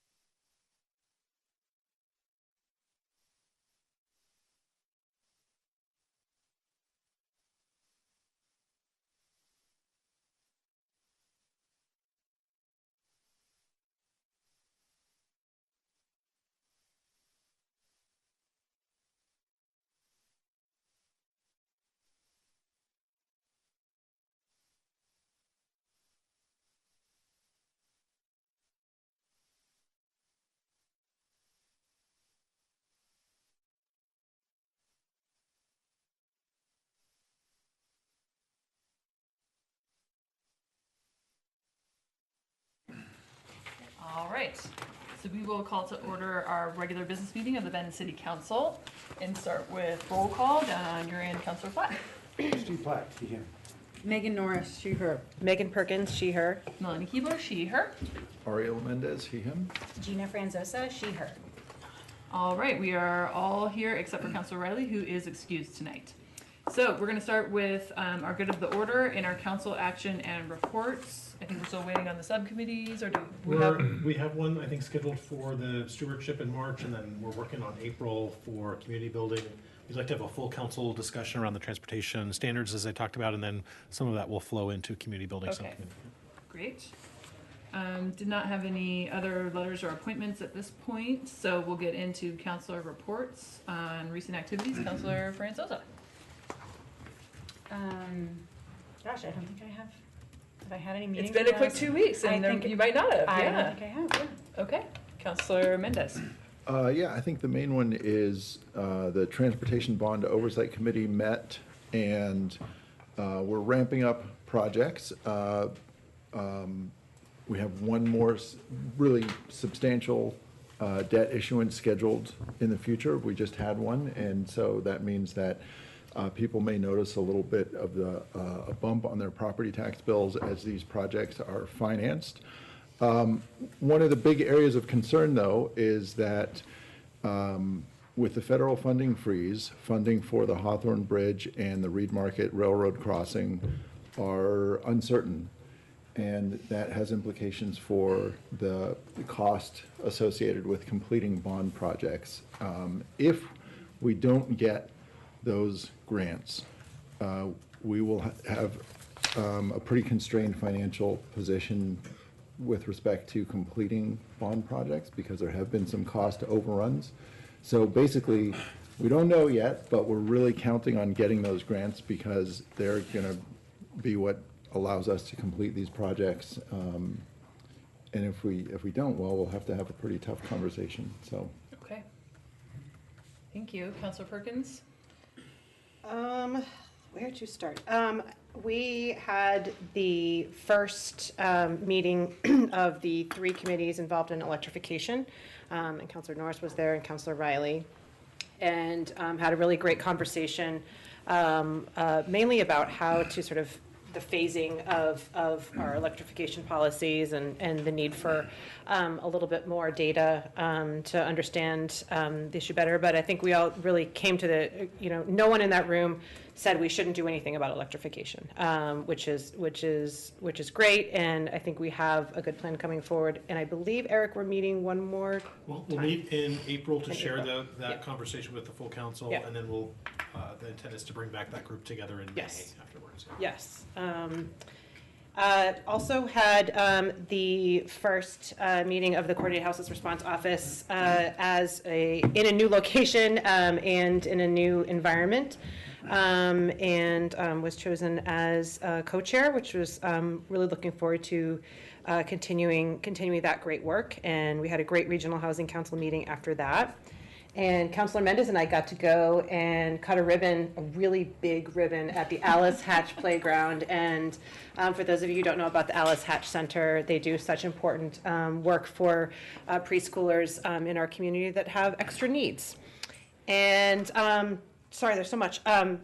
Human Rights and Equity Commission met last week and continues to move forward in their on their work plan, and had some really incredible feedback on some of our city policies. And just as really exciting news, there were, I think, 38 people that applied to be on the Human Rights and Equity Commission for 3 openings, which I think is a really significant thing for our community. That's the most we've ever had. Most we've ever Of course. had, yes. Yeah. And then finally, just to finish with the Bend Economic Development Advisory Board, they really have been, diving into this phase 2 of the transportation fee for non-residential accounts, and are getting closer to, they're meeting again in a week, getting closer to coming up with some recommendations for council, working with our staff, of course. We got sort of the final target sector analysis presentation, which we will have in a work session coming at the beginning of April. And one of the things that they wanted to talk about as in addition to this strategy is how does it all tie together? And so they had an additional motion to recommend to council to have a specific timeline and vision statement related to the economic development strategy. Because we talked a lot about like, what is this all for? Why do we do these studies? So I'll just leave it at that. Okay, Councilor Norris. Yeah, as Councilor Perkins mentioned, I went to the electrification meeting. I think it's, the only thing that I'll add, I just think it's a really good example of bringing committees together on an important issue and really getting everyone's input. So I really appreciate that, and I think it's leading to some really good dialogue and hopefully really good policy moving forward. And then on just a little like fun thing, and Melissa's here in the room. We are both, Melissa's a city staff with us, and she organized Return Peace Corps volunteer group that a bunch of, I think there were maybe like 30 people there last week, and we are hopefully starting our own Central Oregon RPCV group, and there were folks from Redmond, and it was just really fun to swap Peace Corps stories and just all ages, from like, you know, people that intended in the 60s to, you know, just got back a few years ago. So it was a really fun event, so I'm excited about that. Thanks for doing that, Melissa. Cool. Councilor Platt. I had the honor of meeting with both the Summit West and Aubrey Butte neighborhood associations. They've echoed a lot of concerns about wildfire risk mitigation, as well as our ability to control some of the climate mitigation strategies that we're looking for. So that came through loud and clear. And I heard that. And I also met with the Dark Skies folks to talk about how they'd like to shape the environment for our city going forward. So that's it. Thank you. Okay. Thank you. So last week I had a couple of classroom visits. I was in a middle school classroom at Pacific Crest for a couple different periods over a couple of days. They were doing projects around social issues, and they were learning how to do a professional interview. So they were interviewing me, and there was city staff came, other members of the community, doctor, school administrator, to talk about issues, and a lot of questions they wanted to ask me about houselessness and housing and growth. And that was really great. They had really thoughtful questions, and it was really always good to talk to young people about, you know, who care about the community and want to help fix our issues. Also visited a COCC class more on the kind of political science level with Commissioner Phil Chang, and we talked about city and county roles, what we do, how our governments work, and answered questions there. Went to the COCC Black History Dinner. Councilor Perkins was there as well, which was great, just to bring the community together and have a whole program with their student group. And that was great. And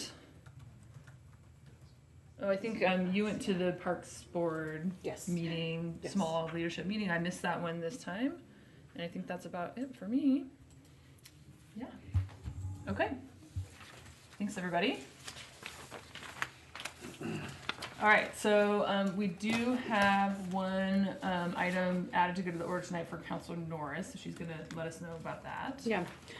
So at the February 5th council meeting, I voted on an item to grant the Community and Economic Development Director the ability to approve land use extensions for housing projects. In the past, I had declared a potential conflict on a similar item. Therefore, I would like to move to rescind the February 5th adoption of Resolution 3415 so that the rest of council can reconsider this item without my participation. Out of an abundance of caution, I am declaring an actual conflict because this resolution would affect my employer, and therefore I will recuse myself when the council reconsiders this matter. Okay. You wanna make your motion to rescind? Yes, so I move to rescind. I'll second that. All right, so there's a motion to rescind resolution number 3415. There's a second from Councilor Perkins. Any discussion? All those in favor? Aye. All right, so the motion has been rescinded. You've declared an actual conflict. You can probably just step off now, Councilor Norris. And do we have a motion to re-adopt that resolution without the vote of Councilor Norris? Yeah, I would just like to say, I mean, in her, well, I was just gonna say that I appreciate the abundance of caution and the diligence that you apply in declaring these conflicts, so thank you. I move to re-adopt Resolution 3415, retroactive to February 5th, 2025. A second. All right, moved and seconded. Any discussion on the re-adoption? Okay, all in favor? Aye. All right, Councilor Norris can come on back. Thank you, everyone, for helping to take care of that.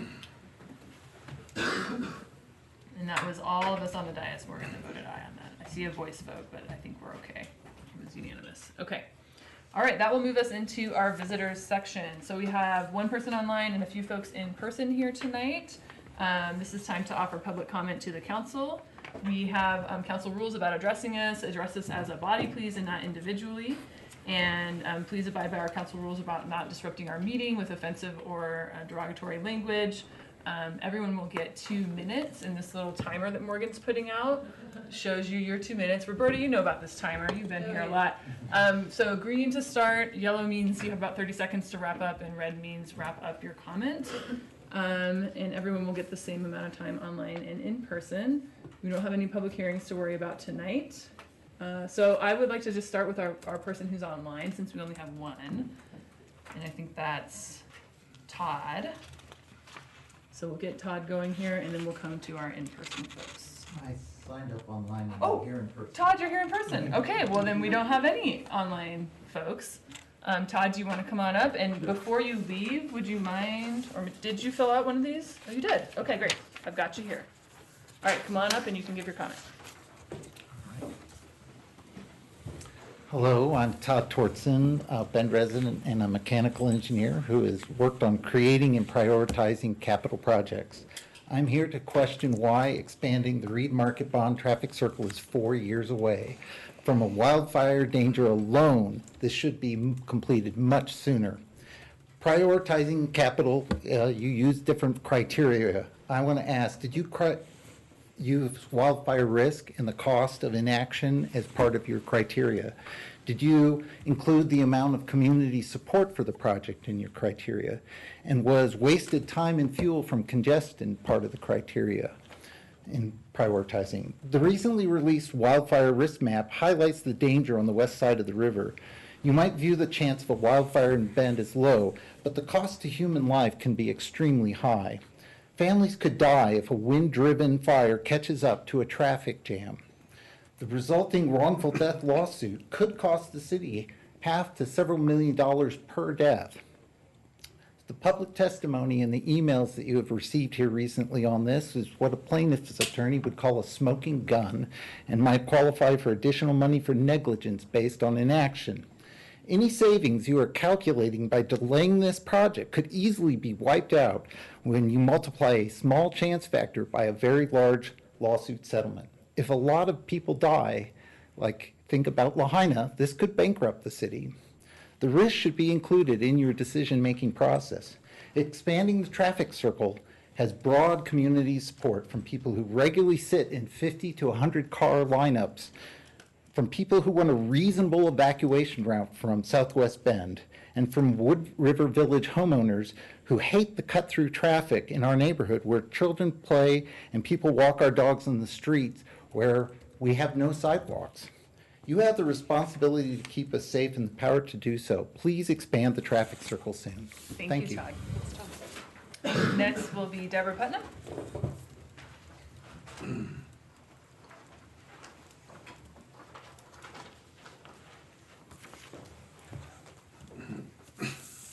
Good evening, Mayor Keebler, Council, and City Manager. My name is Debbie Putnam. Thank you for letting me speak today. I'm here again to speak about the Only Bike Project. Riverside is a small business of 30 employees. We are one of a handful of veterinary clinics in Bend that have not sold to corporation. Central Oregon Animal Hospital, La Paz, Brookswood, Westside, just to name a few, have all done so.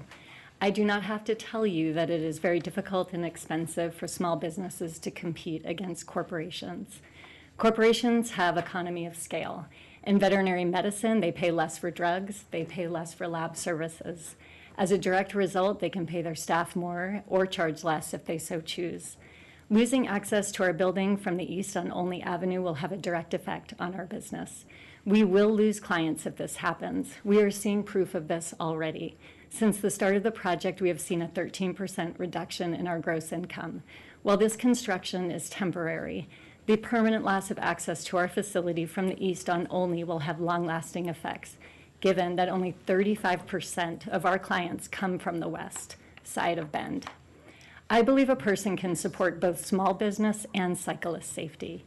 Putting a break in the median will allow our clients to access us safely and not create a more dangerous situation on Wall Street, where a tragic accident did occur. We ask that you reconsider your decision to close off access to Riverside from the east side of Bend and support a small business trying to remain privately owned. We would appreciate the opportunity to work together to achieve our individual and shared goals, and I respectfully request you reach out to us to discuss this matter in more detail. Thank you. All right, Roberta Silverman. Okay. Woo-hoo. Okay. I want to thank council and staff for their efforts to get community input on the 2025-2027 council goals through the Bend Community Survey and the community open houses. After reviewing the draft council goal framework and listening to your work session today, I have the following thoughts. In the community survey, residents had 3 top priorities in terms of managing growth. 1, housing affordability. 2, managing transportation. 3, protecting open spaces. I don't see that in the council goal framework that the issue of open spaces has been addressed. The community is looking to council to strike a balance between affordable housing development and protection of natural open spaces. Through careful development and site planning, we can preserve the natural and recreational open spaces that makes people want to live in Bend while building the housing we need. We urge the council to make it a priority to develop programs and policies that encourage and incentivize developers to take more sustainable and creative approaches to site development. Okay, and then there was just a little bit of wordsmithing. In the housing section, you have one section where you talk about affordable and middle housing committee. And then in another section, you talk about middle income housing. 2 different things. In other city communications, middle housing is defined as basically non-single family homes. So townhouses, duplexes, so forth and so on, that can be market rate. What we see a lot of right now is things that would qualify as middle housing that are $1 million townhouses. So please look at that, and we hope that what you're looking is to support affordable and middle income housing. Thank you, Roberta. Okay. Thank you. All right, Robert Scanlon? I'll pass. Okay. That's the first time in history. Thank you. Maureen Johnson?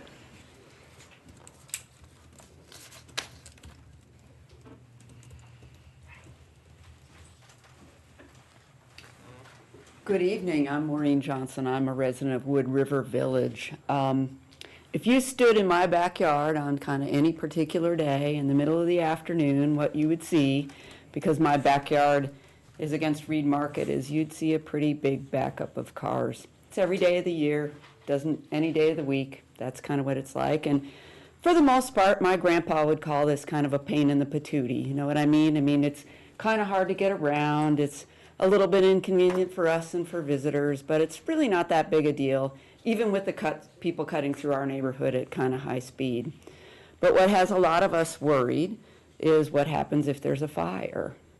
And so, I sent a note about this to the council a few days ago and got a very nice note in return, so thank you for that, kind of explaining where the priorities are right now, and that a study is being talked about to look at evacuation routes and so on. And I love studies. I work in academia. Studies are really cool. And yet, do you need a study to know if you drive in that part of town that it's really messed up? You don't really need a study to know that. And so I like the idea of out-of-the-box thinking and would just suggest that something like that is needed, because in the event of a horrible, horrific accident like we've seen in other parts of the country, we know, I might have trouble getting out of my neighborhood, but people that live in Northwest Crossing are going to have way more trouble. Isn't it worth thinking about the risk of some of these projects and pulling them forward, or finding out-of-the-box ways to do that? So I'd ask you to think about that maybe another time. Thank you. Thank you. Thank you, Maureen. All right, that will do it for our visitors section tonight. Thanks everyone for coming down to speak with us in person. Appreciate that. We are gonna move into our next item, which is number 4, the consent agenda. Move to approve the consent agenda. Second. All right, moved and seconded on the consent agenda. All in favor? Aye. All right, none opposed, thank you. And that will bring us to item number 5. Number 5 is approval of the 2025 construction excise tax funding recommendations.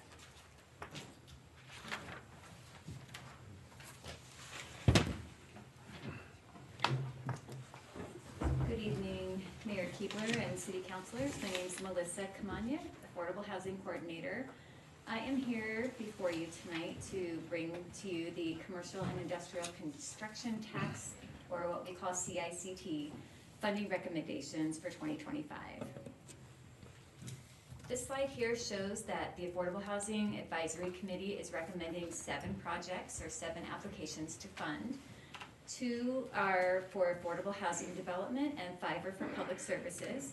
I will get into these in the next few slides, but just to point out that this will result in 21 new units of construction for low-income housing and a total of 1,755 persons to be served. Melissa, can we just, for people who may not know what the commercial and Yes. industrial, like how much it is, what is? can you- Yes, so this tax, this amount for tonight is $723,000. It is a tax on commercial and industrial permits. And I may need a little support from Matt if he's in the room to help me with that, explaining that tax a little bit more detail. But this is the second time that it is offered to the community in a competitive application process.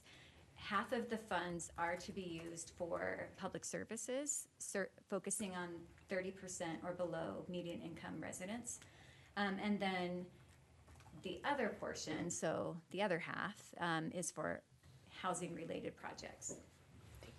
Thank you. Can you clarify, that 1,700 people is over the course of 1 year, right?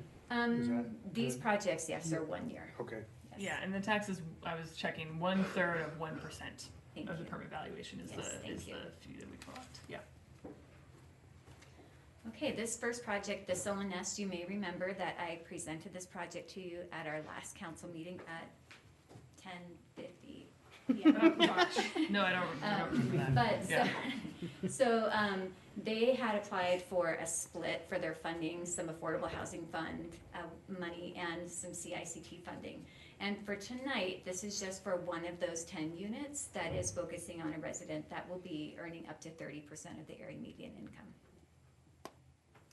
The second project you also heard me talk about at our last meeting. This is the Home First Development Atwood Apartments. This funding will also support residents who earn up to 30% of the area median income, and this is for 20 of those 98 units that we talked about last time. Yes. Can you just describe why you're recommending more than the amount that was requested for these 2 projects? Yeah, that's a great question. So initially, when we rolled out the funding cycle, there was a smaller amount of CICT funding available, and then, so we start in September. By the time applications were presented to the Affordable Housing Advisory Committee, there was significantly more money made available. And so they had the opportunity to award more than what was requested. Thanks. Yes. Okay, so for public services, the first one that we'll talk about is for Bend Church. This is for their Open Door program. This is the second time that Bend Church will have been receiving funding from the city of Bend for this program. And with the funding that they're receiving, they'll double their reach and serve up to 80 low and no income persons with shelter-related supplies. Bethlehem Inn will use their funding to support program delivery personnel that provide individualized case management, housing readiness, employment programs, and healthcare partnerships, and they estimate serving 1,100 adults and children. Thrive Central Oregon, they will use this funding to support up to 2 outreach advocates that will provide housing navigation and case management to up to 500 persons at or below 30% AMI, and some of the funding will be used for rent assistance. J-Bar-J Youth Services Loft, they will use their funding to support 25 unaccompanied youth experiencing houselessness. And they offer a wide range of case management services for their clients. Last but not least is Homeward Network. This is the first time that they're receiving funding from the City of Bend through our competitive application process. And they will use their funding to support the basic needs for up to 50 persons experiencing houselessness. And they have, in addition, a wide range of services that they will provide their clients. With that, are there any questions? All right, council, any questions? I think, I'm trying to remember if this CICT was one of the first things that we voted on when we came into council, and I think it bridged both councils. It did. Yeah. It did, right? So, and this is really important, just another little pot of funding that we can put back into the community to provide these really great services, so. All right, not seeing any questions. Thank you. Shall I make a motion? Go ahead. Can find where we're at. I move to approve the 2025 commercial and industrial construction tax funding recommendations allocating $723,000 and to authorize staff to take all actions necessary to fund the approved projects, including signing grant agreements and related documents without further approval from council. I second that motion. All right, moved by Councilor Franzosa, second by Councilor Mendez. All those in favor? Aye.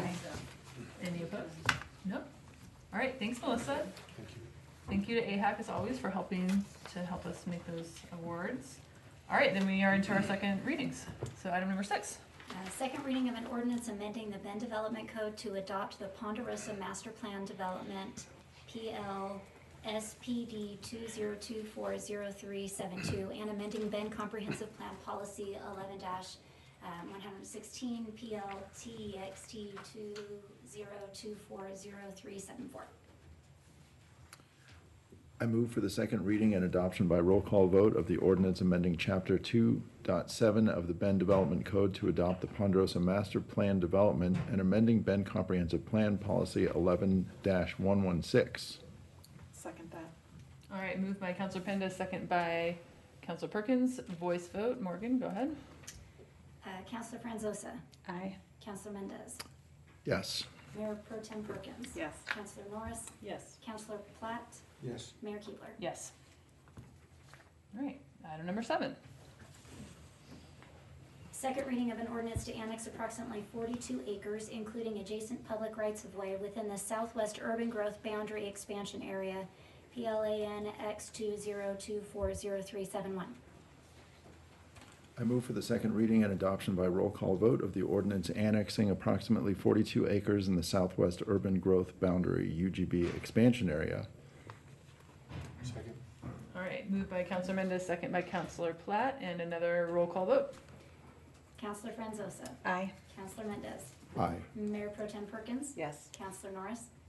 Aye. Councilor Platt. Aye. Mayor Keebler. Yes. All right.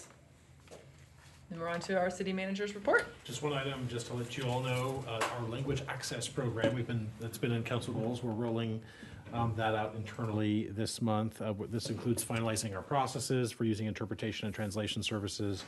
And it begins our training for public-facing staff and then supporting our ongoing rollout with internal and external communications throughout the spring. So you're going to see a lot of information coming out with our language access program. Okay. That's it? Yes. All right. Great job, everybody. Wow. Thanks, everyone, for being here. And we are adjourned.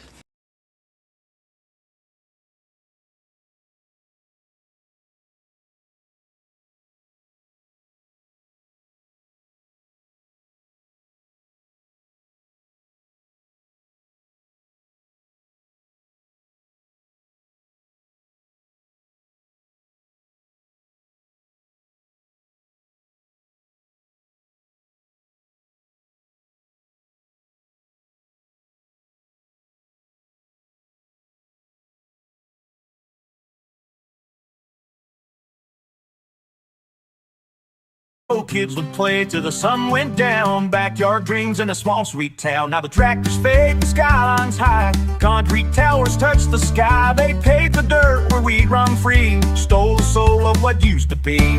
No more backyard backyards, no more space. Cities creeping in, taking our place. Gone's a porch where we'd sit and sing, replaced by horns in a traffic ring. Oh, we're losing ground, can't you see? Urban sprawl's no home for me. In a world of stone, I'm crying still for the country life on a lonesome hill.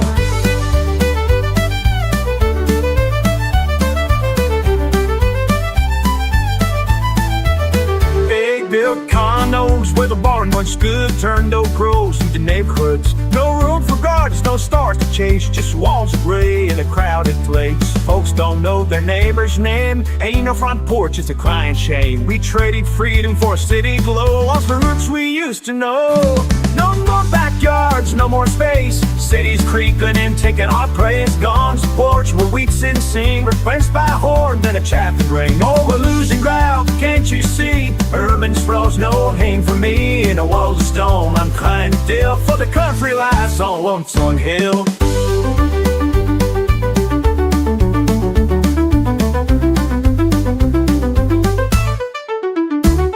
Progress they call it, but it feels so wrong. The crickets hush and the birds are gone. We need the earth beneath our feet, not a concrete cage on a busy street. Oh, the light, don't let it fade. Keep the simple life we made. No more backyards, no more space. Cities creeping in, taking our place. Goes a porch where we sit and sing, replaced by horns and a traffic ring. Oh, we're losing ground, can't you see? Urban sprawl, no home for me. They're water stone, I'm crying still for the country life on a lonesome hill. Up where